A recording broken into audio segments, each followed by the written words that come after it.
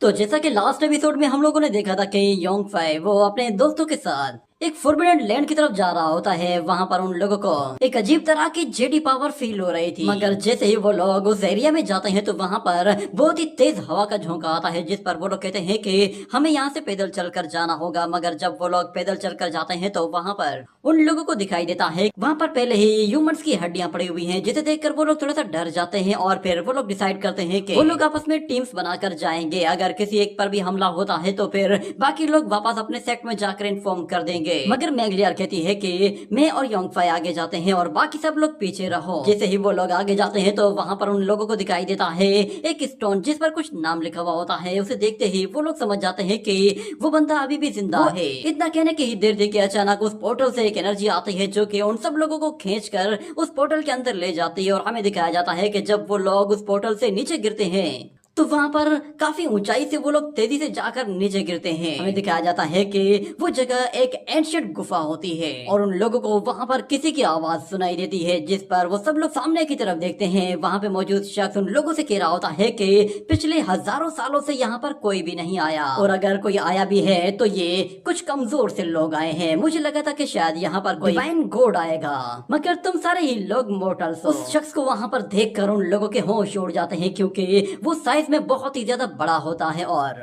उसकी बॉडी में हमें कुछ अजीब तरह के विंग्स दिखाई देते हैं। उनमें से 2 विंग्स व्हाइट होते हैं और 2 बिल्कुल ब्लैक होते हैं। उस शख्स को देखने के बाद फिर यहाँ पर योंग फाई उससे कहता है कि हजारों साल तो पलक झपकते ही गुजर गए, मगर तुम यहाँ पे किसका इंतजार कर रहे हो। योंग फाई को उस तरह उसकी लैंग्वेज में बात करता देखकर वो शख्स थोड़ा सा चौंक जाता है और कहता है कि इतने लंबे टाइम के बाद भी आज भी कोई शख्स ऐसा है जो कि एंशिएंट लैंग्वेज बोल सकता है। मगर योंग फाई उससे कहता है कि प्लीज मुझे बताओ कि आखिर 10,000 साल पहले क्या हुआ था। अचानक से गॉड और डीमंस वो जो कि खुद को इमोर्टल्स कहते थे वो अचानक से कहीं गायब हो गए। आखिर वहाँ पर हुआ क्या था। मैंगलियर जब उसे एंशिएंट लैंग्वेज बोलते हुए देखती है तो योंग फाई पर शक होने लगता है और दूसरी तरफ से योंग फाई कहता है कि मुझे बताओ कि आखिर गॉड्स और डीमन सिमेट्री किसने बनाई है। ये सुनते ही वो बंदा कहता है कि 10,000 साल पहले जो कुछ भी हुआ है मुझसे उसके बारे में मत पूछो, मैं नहीं जानता, मुझे कुछ भी याद नहीं आ रहा। इतना कहते हुए वो अपने दिमाग पर जोर डालता है तो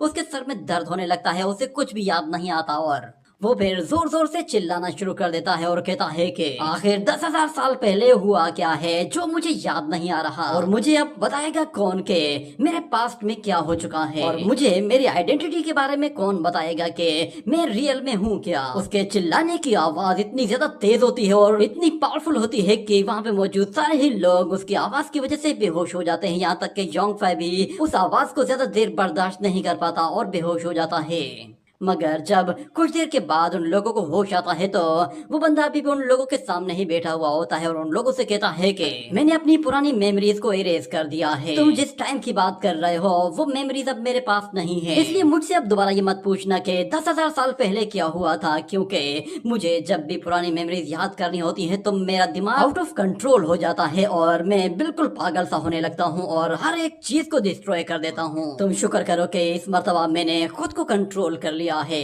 मैं वक्त गुजरते गुजरते अपने आप से कंट्रोल खोता जा रहा हूँ। अगर तुम लोग उस वक्त आए होते जब मैं पूरी तरह से आउट ऑफ कंट्रोल था तो शायद तुम में से कोई भी नहीं बच पाता, भले ही तुम में से कोई शख्स कोई गॉड या फिर इमोर्टल ही क्यों ना हो। मेरे सामने उस वक्त कोई भी नहीं बच पाता, मगर क्योंकि अब तुम लोग यहाँ पर आ ही गए हो तो फिर अब तुम लोगों को रूल्स को फॉलो करना ही होगा। ये कहने के साथ ही वो वहाँ पर अपनी एक पावरफुल टेक्निक वेस्ट हेवन बाउंड्री को यूज करते हुए एक अजीब तरह का इल्यूजन क्रिएट करता है और उन सब लोगों को हवा में ऊपर उठाकर उन्हें एक सीक्रेट रियलम में बंद कर देता है, जिसमें वो लोग एक इल्यूजन के अंदर चले जाते हैं और वो वॉरियर उन लोगों से कहता है कि तुम में से जो भी शख्स अपने हार्ट को कंट्रोल कर सकता है वही यहाँ से जिंदा जा सकता है।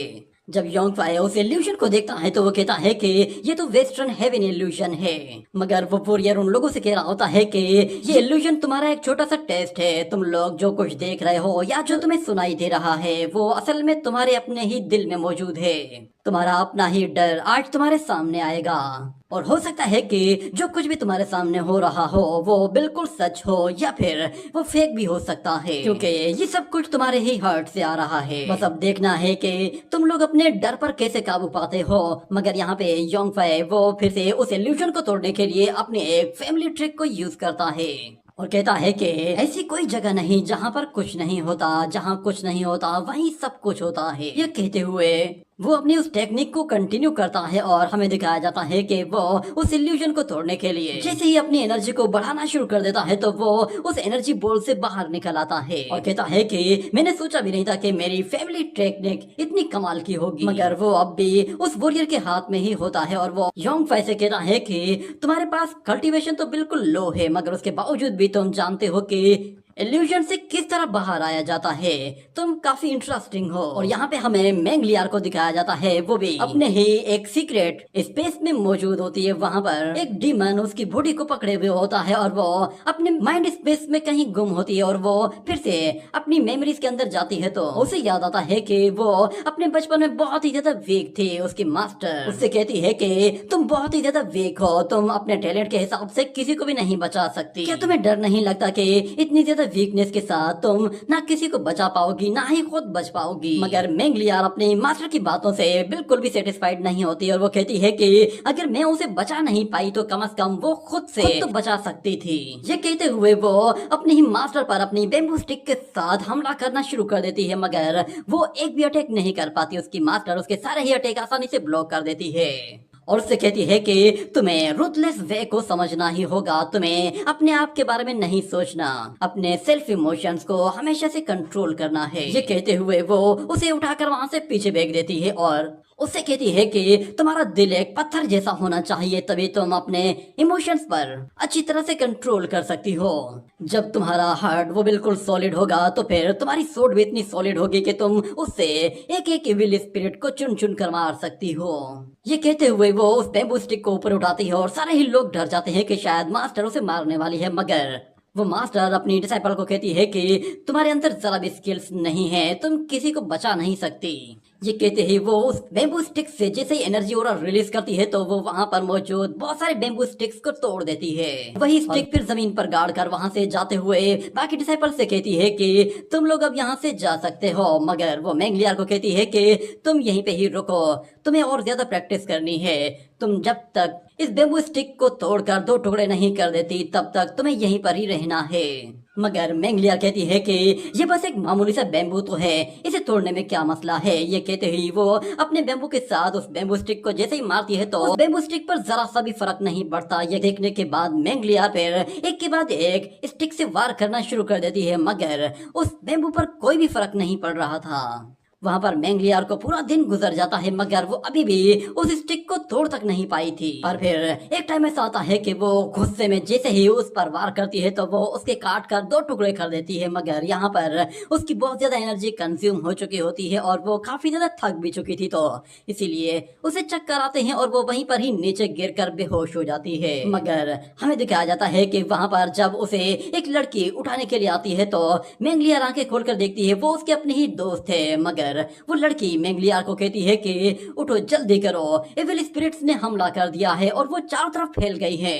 ये कहने के बाद वो लोग वहां से जाते हैं और वहां पर असल में बहुत सारे एविल वॉरियर्स आ गए थे जो कि हर तरफ तबाही मचा रहे थे। वहां पे मौजूद जितनी भी लड़कियां होती हैं वो सारी की सारी उन एविल वॉरियर्स के हाथों मारी जाती हैं। ये देखकर वो छोटी बच्चियां बहुत ज्यादा डर जाती हैं, उन्हें लगा कि शायद बहुत जल्द वो लोग भी वहां पर मारी जाएंगी। उनमें से एक लड़की तो अपना मुंह छुपाकर एक जगह रोने बैठ जाती है और बाकी लड़कियां वो नजारा देख कर रो रही होती है, मगर यहाँ पर मेंगलियार अभी भी खुद को कंट्रोल कर रही होती है और वो सारी सिचुएशन देखने के बाद डिसाइड कर लेती है कि वो अब क्या कर सकती है। वहाँ पर उसकी अपनी ही मास्टर बहुत बड़ी मुसीबत में थी, क्योंकि वो वहाँ पर एक इविल वॉरियर के साथ फाइट कर रही थी जो कि इतना ज्यादा ताकतवर था कि उससे लड़ने के लिए उसकी अपनी मास्टर को भी बहुत ज्यादा दिक्कत का सामना करना पड़ रहा था। वो वॉरियर उसकी मास्टर से कह रहा होता है कि चलो मान जाओ लेडी, तुम्हारे इस रूथलेस वे में कोई भी मजा नहीं है, मेरे साथ चलो, तुम मेरे साथ काफी ज्यादा एंजॉय करोगी। उस लेडी मास्टर के सारे अटैक बिल्कुल नाकाम होते जा रहे थे और इतने में अचानक फिर उसके पीछे एक दूसरा मोटा वॉरियर एक हैमर लेकर पहुंचता है और उस पर इतनी जोर से वार करता है कि वो लेडी उससे बहुत ही बुरी तरह से हर्ट हो जाती है और सीधा जमीन पर जा गिरती है। ये देखकर वो सारी लड़कियां बहुत ज्यादा डर गई थी। उनमें से एक लड़की कहती है कि सीनियर इंजर्ड हो चुकी है, इसलिए ये खेल खत्म होने वाला है, हम सब लोग मरने वाले हैं, उनकी मौत के बाद हम सब लोगों को आसानी से ढूंढ लिया जाएगा। और फिर एक दूसरी लड़की कहती है कि हम लोगों को यहाँ से भाग जाना चाहिए वरना हम सब लोग यहाँ पर बहुत ही आसानी से पकड़े जा सकते हैं। मगर वहाँ पर वो लोग देखते हैं कि मेंगलियार तो सोड लेकर आ गई है, जिस पर बाकी लड़कियां उससे कहती हैं तुम आखिर क्या करने वाली हो। तो मेंगलियार कहती है करना क्या है, मुझे अपनी सीनियर सिस्टर की जाकर हेल्प करनी होगी क्योंकि उसे हमारी हेल्प की जरूरत है। मगर वो लड़कियां कहती हैं कि ये तो बस आज ही हमारे सेक्ट में आई है और ये बिल्कुल बेकार लड़की है, आखिर ये हमारी सीनियर सिस्टर के लिए स्टैंड कैसे ले सकती है। मगर मेंगलियार कहती है कि अगर तुम लोगों को मौत से डर लगता है तो फिर रुथलेस वे को प्रैक्टिस मत करो और यहाँ से चले जाओ। और यहाँ पे हमें दिखाया जाता है कि वो एविल वॉरियर्स बहुत ही आसानी से सारे ही वॉरियर्स को खत्म करके उस लेडी से कह रहे होते हैं कि तुम्हारा ये 10 टाइप सेक्ट तो बहुत ही ज्यादा वीक है, मुझे लगा था कि शायद कुछ तो मजा आएगा मगर यहाँ पे इन लोगों को मारना तो बिल्कुल मक्खी को मारने जैसा था। जिसके बाद उनमें से एक गंजा वॉरियर उस लेडी से कहता है कि अब तुम्हारी जिंदगी मेरे हाथ में है, अगर तुम चाहोगी तो मैं तुम पर तरस खाऊंगा। ये कहते हुए वो जैसे ही आगे बढ़ता है तो वो लेडी उस पर पीछे से अपने स्पिरिचुअल वेपन्स के साथ हमला करती है। तो वो एविल वॉरियर उन वेपन्स को देखते ही फौरन से उन्हें डॉज करके वहां से पीछे हट जाता है और बहुत ही आसानी से ब्लॉक करते हुए उन्हें वहां से फिर से दूर उठा फेंकता है। ये देखकर वो लड़की भी हैरान हो जाती है। मगर इतने में फिर वहां पर मेंगलियार आती है और वो कहती है कि सीनियर सिस्टर मैं यहाँ पे आपकी हेल्प के लिए आई हूँ। मेंगलियार अपनी बाकी की दोस्तों को भी लेकर पहुंच गई थी मगर वो गंजा वॉरियर कहता है कि अरे ये क्या, लगता है कि ये छोटी छोटी मछलियां जाल से निकल गई थी। मगर हमें दिखाया जाता है उन छोटी बच्चियों की वो मास्टर तो वहां से फौरन से भागने की कोशिश करती है, जिस पर वो एविल वॉरियर्स भी हंसते हुए उन बच्चियों का मजाक उड़ाते हैं और कहते हैं कि सच में अब पता चला कि तुम्हारा ये सेक्ट रुथलेस सेक्ट क्यों है। सच में तुम्हारा सेक्ट सारे ही सेक्ट में सबसे ज्यादा घटिया है। ये सुनने के बाद वो लड़कियां गुस्से में आगे बढ़ती हैं तो वहां पे मौजूद वो वोटा वॉरियर अपना वेपन उनकी तरफ थ्रो करता है तो वहां पर एक जोरदार धमाका होता है जिससे वो सारी लड़कियां वहां से दूर जा गिरती हैं और मेंगलियार एक बड़े से पत्थर से जा टकराने की वजह से काफी ज्यादा इंजर्ड हो जाती है। मगर इतने में वो देखती है कि वहां पर उसकी एक दोस्त है जो कि उस मोटे वॉरियर के सामने पड़ी हुई है और वो मोटा वॉरियर उसे देखकर उसे अपने हथौड़े से कुचलने वाला था। ये देखकर मेंगलियार के होश उड़ जाते हैं मगर वो मोटा वॉरियर उस पर बिल्कुल भी तरस नहीं खाता और अपने अटैक के साथ उस बच्ची को वही खत्म कर देता है। मगर मेंगलियार कहती है कि देख लेना मेरी मास्टर, वो वापस आएंगी और तुम लोगों से बदला जरूर लेंगी। मगर वो गंजा वॉरियर कहता है कि तुम्हारे जितने भी मास्टर्स हैं उन लोगों ने रुथलेस वे को प्रैक्टिस किया है, उन्हें तुम्हारी लाइफ की कोई परवाह नहीं। टेंटाई डिसाइपल होने के नाते तुम्हें ये पता भी नहीं है कि तुम लोग क्या प्रैक्टिस कर रहे हो। ये कहने के साथ ही वो अपनी सोड लेकर उसे मारने के लिए जैसे ही आगे आता है तो अचानक से उस छोटी सी लड़की की मास्टर वहां पर पहुंचकर उसे बचा लेती है और उस वॉरियर को वापस पीछे धकेल देती है। ये देखते ही मेंगलियार की आंखों में एक नई उम्मीद से आ जाती है मगर उसकी सीनियर सिस्टर कहती है कि जल्दी से यहाँ से भाग जाओ। मगर दूसरी तरफ से वो एविल वॉरियर्स दोबारा से उन लोगों पर आकर टूट पड़ते हैं और कहते हैं कि लगता है कि इस लेडी ने रुथलेस वे को ठीक से प्रैक्टिस नहीं किया है, ये अपनी जिंदगी को यहाँ पर इन छोटी छोटी बच्चियों के लिए कुर्बान करना चाहती है। फुल लेडी उस एविल वॉरियर को मारने के लिए अपना अटैक ट्राई कर रही होती है मगर उसका कोई भी फायदा नहीं हो रहा होता। वो वॉरियर काफी ज्यादा स्ट्रॉन्ग होता है और उसके पास भी स्किल्स काफी अच्छे होते हैं। इतने में वो जैसे ही अपने अटैक से उस लेडी को मारने की कोशिश करता है तो वो लेडी बहुत ही आसानी से उसके अटैक को रोक तो लेती है मगर वो दूसरे हाथ से एक और अटैक करने वाला था मगर वो लेडी उसके दूसरे हाथ को भी पकड़ लेती है और इतने में हमें दिखाया जाता है कि वो दूसरा मोटा वॉरियर पीछे से जाकर हमला करता है और गंजा वॉरियर अपने आप को दूर हटाता है मगर वो स्वॉर्ड उस लेडी के आर पार निकल जाती है जिससे उसे बहुत ही बुरी इंजरीज होती है। उसके साथ ही उसका काम भी अब तमाम होने वाला था, वो लड़खड़ाते हुए नीचे गिर जाती है। ये देखते ही मेंगलियार फौरन से पलट कर आती है और वो कहती है कि मास्टर मैं रुथलेस वे को जानती भी नहीं तो फिर आप मुझे बचाने के लिए क्यों आई हैं। मगर उसकी मास्टर कहती है कि रुथलेस वे का मतलब ये नहीं होता कि अपनों की परवाह करना छोड़ देना। ये कहने के साथ ही उसकी जान निकल जाती है जिस पर मेंगलियार रोना शुरू कर देती है और वो दोनों ही एविल वॉरियर जोर जोर से हंसना शुरू कर देते हैं और उस लड़की का मजाक उड़ाते हैं। पर अचानक से एक जोरदार स्प्लैश अटैक आकर उन वॉरियर से टकराता है जिसकी वजह से वो वॉरियर्स उस अटैक से टकराकर वहीं पर धड़ाम से नीचे गिरते हैं और वहीं डेड हो जाते हैं। और हमें दिखाया जाता है वहां पर एक जायंट स्टेचू के ऊपर एक और लेडी खड़ी हुई होती है जो कि असल में टेंटाई सेक्ट की ग्रैंड मास्टर। अगले सीन में हमें दिखाया जाता है कि वो ग्रैंड मास्टर वहां पे एक लड़की वान लिन से कहती है कि तुमने रुथलेस वे को काफी अच्छी तरह से समझ लिया है, इसलिए तुम अब आगे जा सकती हो और जाकर अपनी ट्रेनिंग कंटिन्यू कर सकती हो। ये सुनकर वान लिन काफी ज्यादा खुश होती है और अपनी मास्टर को थैंक्स कहकर वहां से चली जाती है। मगर जहां तक बात मेंगलियार की होती है तो उसकी मास्टर उससे कहती है कि मेंगलियार, जब तुमसे वान लिन ने मदद के लिए कहा था तो तुमने उसकी मदद क्यों नहीं की? तुम जानती हो ना कि हमें अपने इमोशंस से काम नहीं लेना है। अगर हम लोग अपने इमोशंस को अपने आप को कंट्रोल करने देंगे तो फिर हमारे इमोशंस हमारी एविलनेस को हमारे ऊपर हावी कर देंगे, और अगर ये एविलनेस बढ़ गई तो फिर हम लोग अपनी ट्रू वे को खो देंगे और हमारे सेक्ट का फिर कोई फायदा नहीं होगा। तुम किसी को भी नहीं बचा सकती, ना किसी की हेल्प कर सकती हो, क्योंकि तुम्हें रूथलेस वे के बारे में कुछ भी नहीं मालूम। तुम्हारी मास्टर का तुम्हें बचाना भी एक बड़ी बेवकूफी है। तुम बस इमोशन से घिरी हुई हो। मुझे लगता है कि आगे चलकर तुम हमारे सेक्ट को बहुत ज्यादा नुकसान पहुंचा सकती हो। क्या तुम्हें लोगों को मारने से डर लगता है? तो फिर मेंगलियार कहती है नहीं। तो उसकी मास्टर कहती है बताओ तो फिर तुम्हारी प्रॉब्लम क्या है? जिस पर वो अपनी मास्टर को बताती है कि मुझे सिर्फ एक चीज से नफरत है और वो है मेरी वीकनेस। ये सुनकर उसकी मास्टर कहती है कि तुम्हारी मास्टर ने बिला वजह में ही अपनी जान गंवा दी, उसे वहां से भाग जाना चाहिए था और वो वहां से भाग भी जाती, मगर तुम अगर वहां पर बीच में ना आती तो शायद उसकी जान बच जाती और तुम सब लोग भी वहां पर सेफ हो जाते। मगर तुमने ना सिर्फ अपनी गलती से अपनी जान को खतरे में डाला बल्कि बाकी लड़कियों की जान को भी खतरे में डाल दिया। अगर तुम उन्हें वहां पर लेकर नहीं जाती तो वो सारी लड़कियां बच जाती, क्योंकि जिस रूम में तुम लोग मौजूद थे वो एक सीक्रेट रूम था।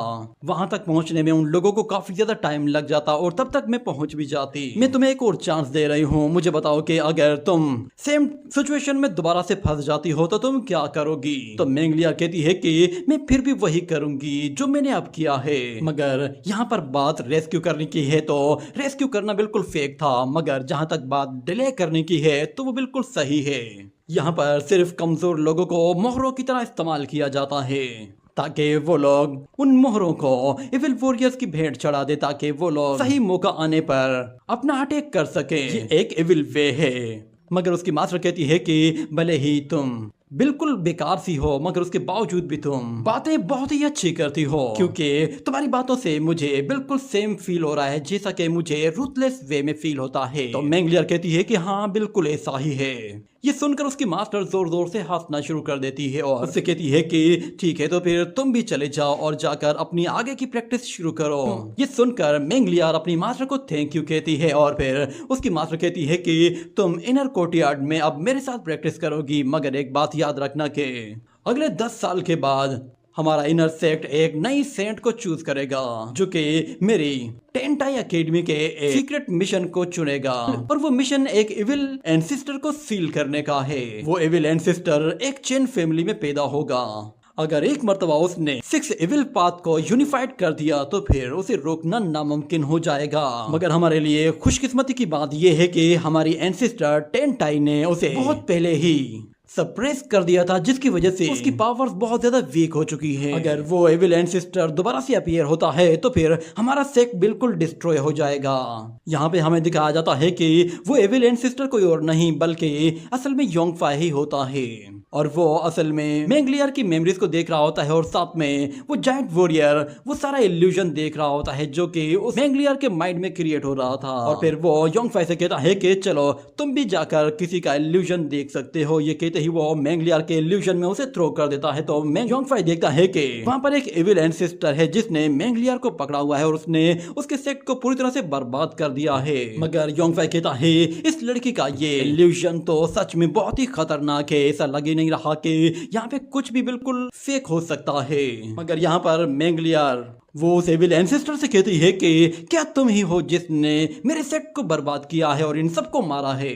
ये सुनकर वो एविल एंसेस्टर हंसना शुरू कर देता है और कहता है कि क्या तुम्हारे ओल्ड मास्टर्स ने तुम्हें मेरे बारे में बताया नहीं था? तुम्हें मुझे उसी वक्त सील कर देना चाहिए था ताकि तुम अपने रूथलेस वे को आगे बढ़ा सको, मगर तुमने अपनी सेल्फिशनेस को एक साइड पे रख दिया और अपनी इंपीरियल थॉट्स को भी बिल्कुल इग्नोर कर दिया है। एक मर्तबा तुम्हारी ये थॉट्स और तुम्हारी कल्टीवेशन ब्रेक डाउन हो जाए तो फिर मैं कभी भी बाहर आ सकता हूँ। ये कहने के साथ वो एक जायंट हैंड के साथ उसकी मास्टर को उसके बिल्कुल सामने ले आता है और उसकी मास्टर फिर मेंगलियार से कहती है, आखिर तुम कब सीखोगी? तुम बार बार वही गलती दोहरा रही हो। मगर वहां पे मौजूद वो एविल एंसेस्टर अपने उस जायंट हैंड के साथ इतना जोर से पुश करता है कि वो उस लेडी एंसेस्टर की हड्डी पसली तक तोड़कर रख देता है और उसी के साथ उसका काम तमाम हो जाता है। और वो एंसेस्टर फिर मेंगलियार से कहता है, मैंने तुम्हें पहले ही कहा था कि तुम्हारे इमोशंस तुम्हारे सबसे बड़े दुश्मन हैं, मगर तुम अपने एक्सपीरियंस के जरिए इस वर्ल्ड की कंफ्यूजन को दूर करना चाहती थी ताकि तुम इस दुनिया की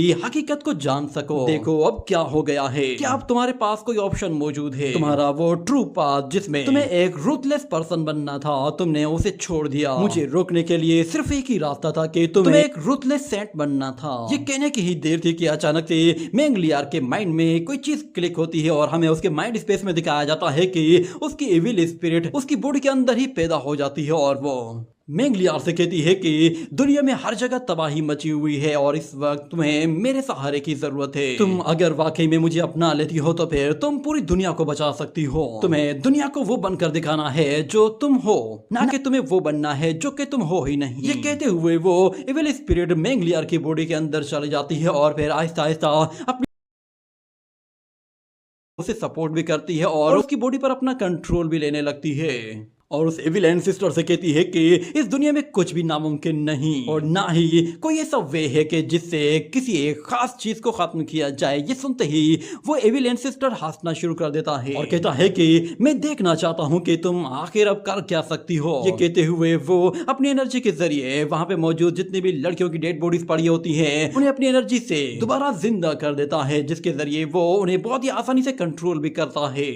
ये देखकर योंगफाई भी हैरान हो जाता है और यहाँ पर मेंगलियार की अपनी ही दोस्त उसके अगेंस्ट खड़ी हो गई थी और मेंगलियार कहती है कि पास्ट में जो कुछ भी हुआ है वो भाड़ में जाए। ये कहने के साथ वो अपनी सोड लेकर तेजी से अपनी सेक्ट मेंबर्स को मार रही होती है, मगर अचानक से हम देखते हैं कि वो लड़कियां योंगफाई में कन्वर्ट हो जाती हैं, जिस पर योंगफाई हैरान हो जाता है कि आखिर मेंगलियार ये क्या कर रही है। वहां पर उसे चेंशी भी दिखाई देती है जो कि असल में योंगफाई के ऊपर बैठकर रो रही होती है, मगर मेंगलियार वो उस लड़की को भी नहीं बख्शती और अपनी सोड के साथ उसे भी मार देती है। ये देखते ही योंगफाई आगे बढ़ने लगता है, मगर उस एंशिएंट गुफा में मौजूद वो वॉरियर योंगफाई को रोकता है और कहता है कि तुम यहाँ पर दखल नहीं दे सकते।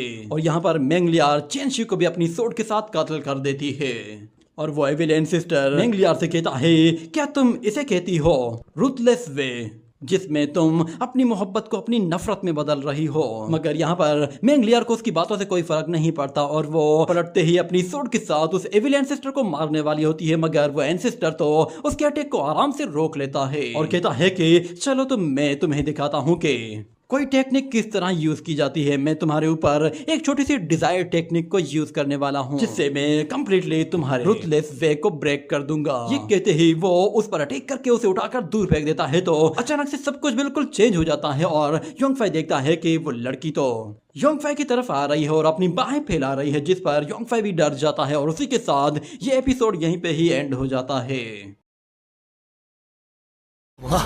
醒醒！怎么回事？身体不能动。原来你的灵识也被关在死去的躯壳中。谁敢保证他不是神魔养的伥鬼？ 邪乐则克你，切莫邪则切克乐啊！扩散你。